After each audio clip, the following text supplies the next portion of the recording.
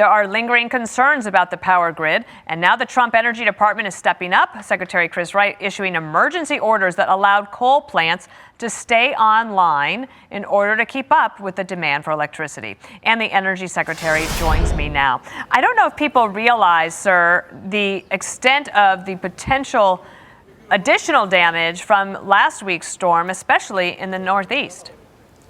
Yeah, not just the storm, but the cold temperatures, Dana. They drive up demand for electricity to often the annual peak. And I will tell you, coal and President Trump's effort to keep coal plants open has, in the last few days, has likely saved hundreds of American lives.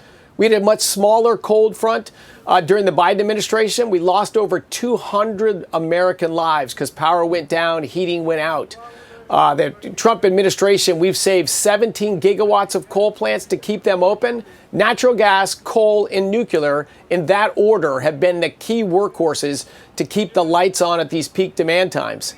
Actually, we can put that up on the board for everyone to see. Just the numbers are pretty stark here. 68% power for natural gas and coal, 85% including nuclear sources. Also, though, what about the grid situation? Yes, in the local areas, particularly in Mississippi, Louisiana, Tennessee, we had a lot of ice on the local distribution lines that have fallen down. So those are being reestablished right now. Energy policy, we can't control the stability of those local distribution lines. Technology hopefully will help us there someday.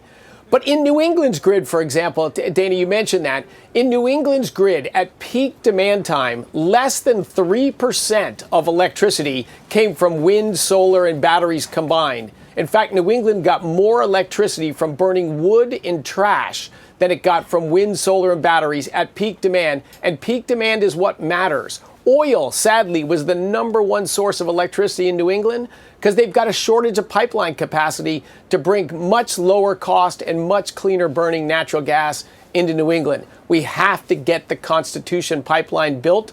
New York governor is standing in the way of that. That'll lower costs in New England, protect lives, and grow economic opportunities.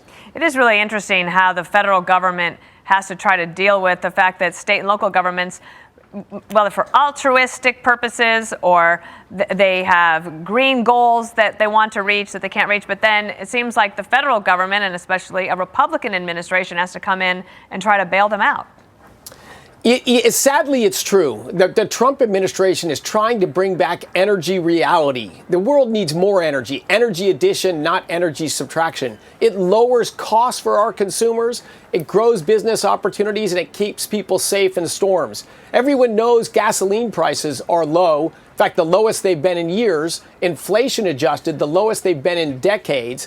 But the electricity grid is more behind the scenes.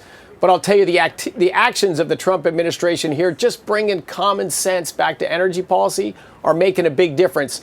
And soon, during this administration, you'll see the end to these crazy electricity price rises, and we'll see prices start going back down. Another thing that you're trying to do at the Energy Department is to rein in some of these gigantic Biden-era green scam loans, as they are so called.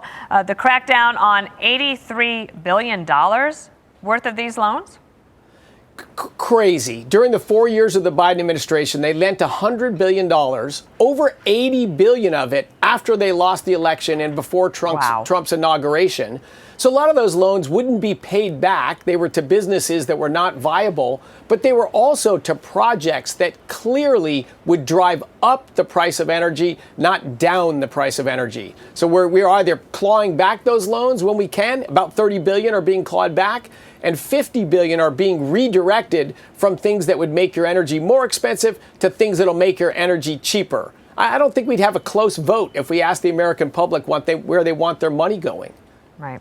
Well, you have a cabinet meeting happening. I'm sure you want to go get ready for that. We thank you for stopping by beforehand. Thank you, Dana. Thank you. Okay, we'll be watching that cabinet meeting.